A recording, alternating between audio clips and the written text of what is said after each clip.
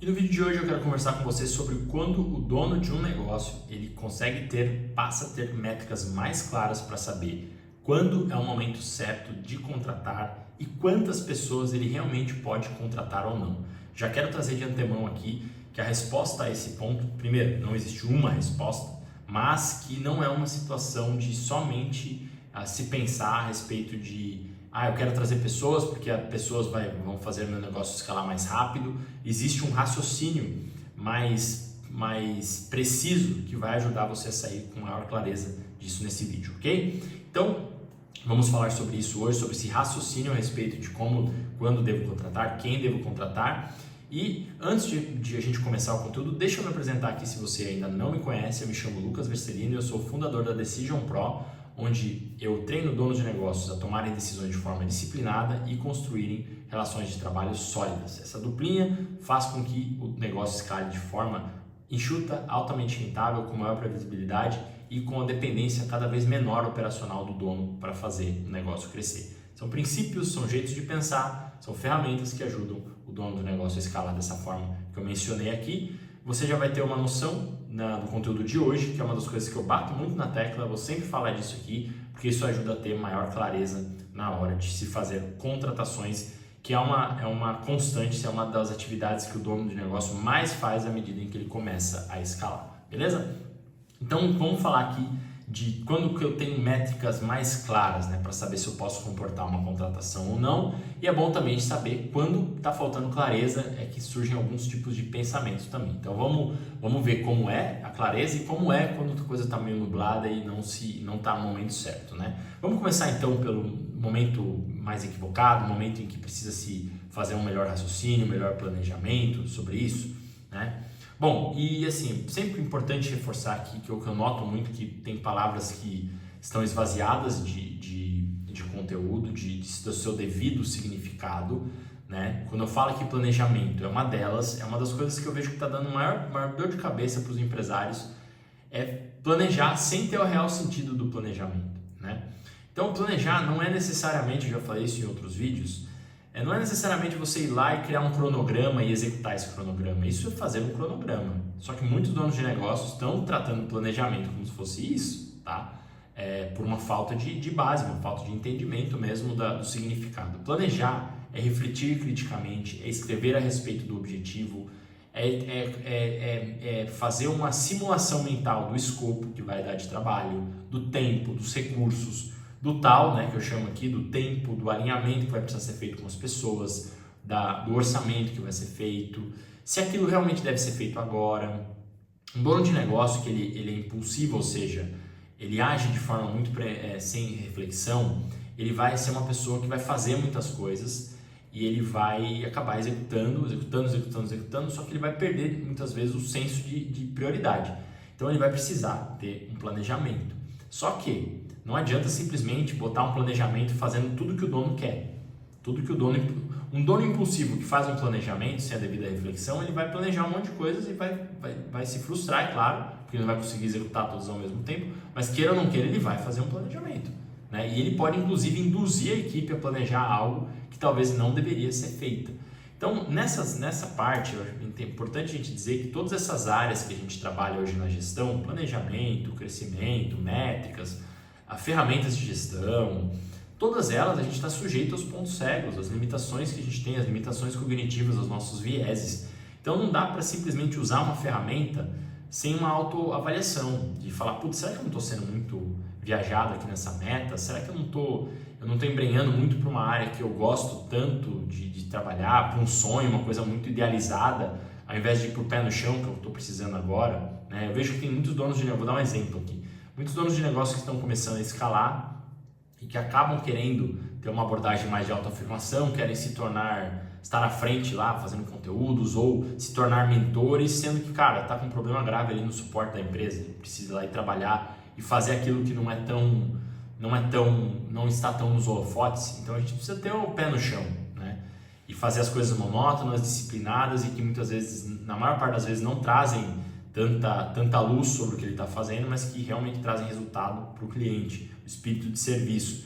Então, assim, tem tantos viés, tem tantos pontos de atenção que a gente precisa olhar aqui, que ao olhar, pelo menos você vai tomando decisões de forma mais prudente. E uma delas é o planejamento da contratação. Então o que eu estou dizendo assim, o que não é o planejamento da contratação então, de forma resumida, né? Para a gente fechar aqui. Não é ir lá e falar, eu vou contratar tal pessoa. Isso não é planejar a contratação. Isso é fazer uma contratação. O planejamento vem antes. Né? Precisa ter, é isso que a gente precisa ter a noção. O dono, ao se confundir um plano de ação com planejamento, o dono acaba tomando decisões muitas vezes equivocadas. Ele quer fazer algo, ele vai lá e contrata, ao invés de perguntar, eu devo fazer esse algo agora? É isso que é mais importante? Eu deveria repensar, será que eu devo fazer essa contratação ou não? E aí vamos agora falar de planejamento. Então eu falei o que não é planejamento, eu trouxe para você, e eu vou reforçar, eu vou cada dia mais também, eu vejo que esse é um assunto que ele mora meio no contra-intuitivo, né? Então ele precisa de reforço, eu vou trabalhar cada vez melhor, inclusive a comunicação, eu quero trabalhar melhor para deixar isso mais claro para você que também está me assistindo, mas só quero que você tenha atenção assim. Essas coisas, elas moram muito no intangível, esses detalhes da execução, eles moram no intangível, eles levam a muitos erros de execução mesmo. Então, por isso que eu bato tanto nessa tecla. Pode parecer que não chega nunca no fim, né? E aí, o que eu vou fazer? Mas a gente precisa ter noção dos nossos erros de julgamento para poder não deixar o nosso planejamento ser construído pelos erros de julgamento. Muitas vezes tem planejamento que o dono faz que está totalmente furado, e ele vai gastar dinheiro, vai gastar energia por uma coisa que ele, inclusive, não deveria fazer. Por isso que eu estou trabalhando isso com você. Precisa de ter esse senso crítico na hora de executar as ações. Então, vamos lá, vamos para um jeito de planejamento mais agora de contratação maior, mais vamos dizer assim, mais pé no chão. Vamos colocar aqui. A primeira coisa que o dono do negócio ele precisa pensar é, bom, eu tenho caixa, eu tenho dinheiro para sustentar essa contratação.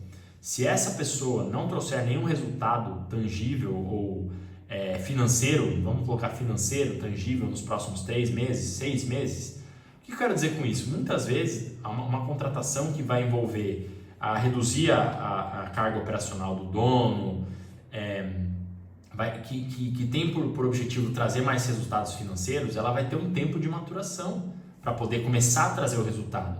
E enquanto ela não traz o resultado, o dono tem bala para poder bancar, porque tem muita gente que contrata sem ter dinheiro.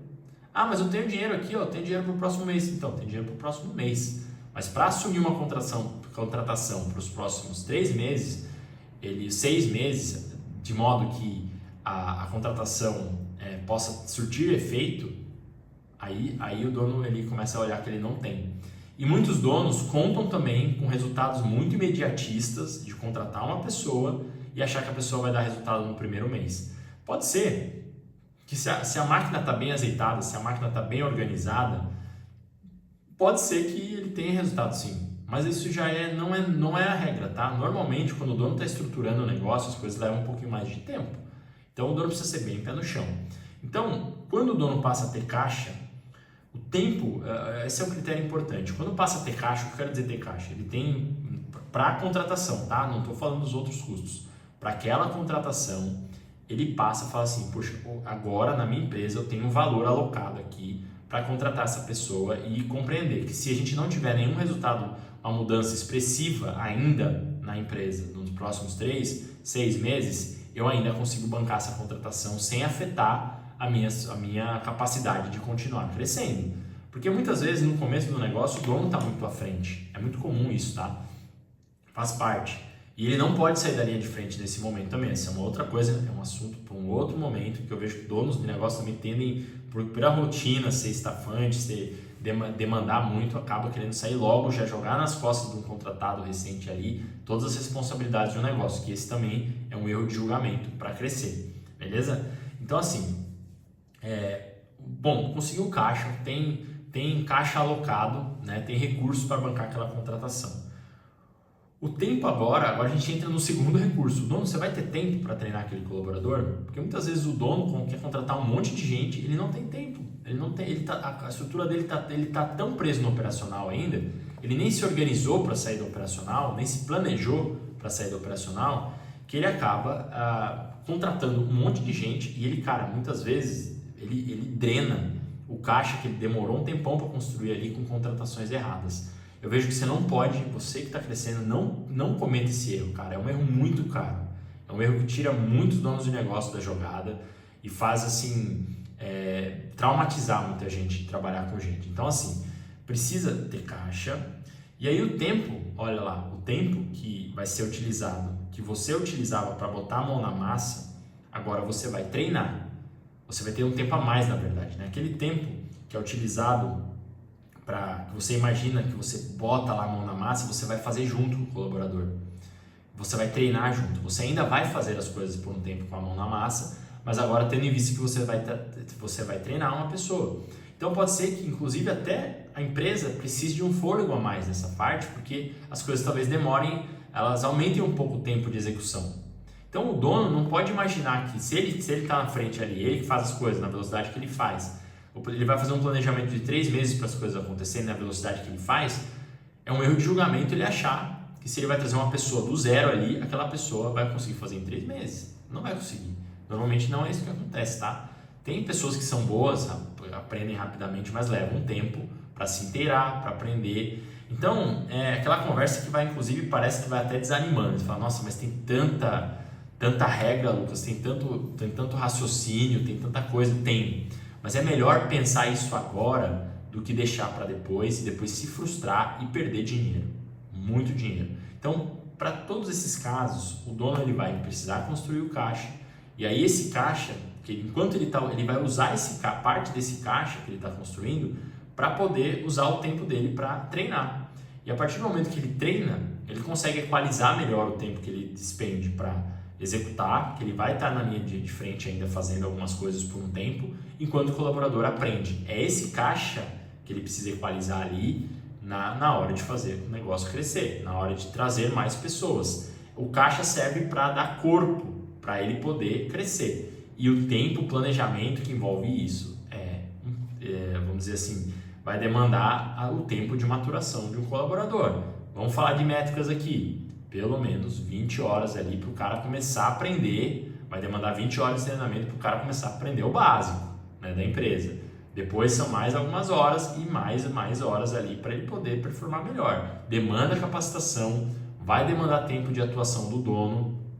Por isso que a gente sempre trabalha que o dono, primeiro, antes de contratar, se organiza melhor, dá uma organizada na casa. Por mais que isso adie um pouco o resultado financeiro, a meta que você tanto quer alcançar ali, que você leva um pouquinho mais de tempo, mas é um investimento de tempo que você acaba fazendo depois para trazer uma pessoa com a casa mais organizada em todas as áreas da sua empresa.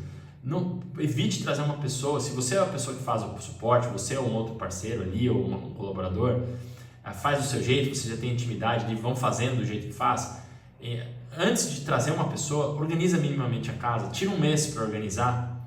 E enquanto você organiza as coisas, você vai fazendo um processo seletivo. Porque se a pessoa chega com a casa muito bagunçada, você pode, inclusive, desmotivar a pessoa. Ela pode sentir que, cara, a operação está muito bagunçada e ela não vai conseguir executar como ela gostaria e como ela poderia. E aí você vai queimar um mês de salário ali, um mês de remuneração, sendo que, cara, muitas vezes com a casa minimamente organizada. Não estou falando para deixar tudo arrumado, mas com uma mínima estrutura dá para começar a fazer o treinamento de uma forma muito melhor com o colaborador.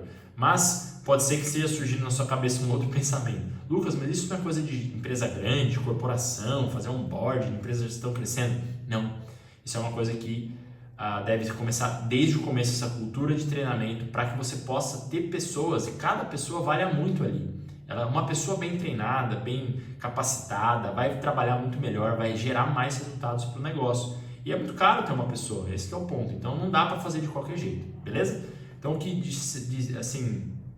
faz uma empresa escalar de uma forma mais estruturada, de ter mais previsibilidade, mais confiabilidade, são esses processos que eu estou falando aqui, esse jeito de tomada de decisão. Por que eu estou falando? Porque eu vejo isso todo dia, na prática.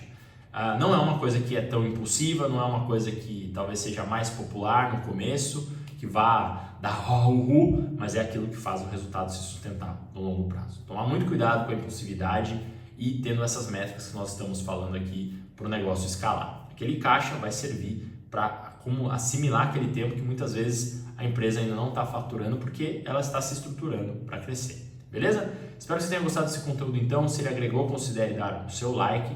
E se você também está se planejando aí para crescer, quer ter mais curtar sua curva de aprendizado a respeito das disciplinas que fazem um negócio escalar de forma enxuta, altamente rentável, com maior confiabilidade, considere também conhecer os programas aqui da Decision Pro, beleza? Um forte abraço e até nosso próximo vídeo.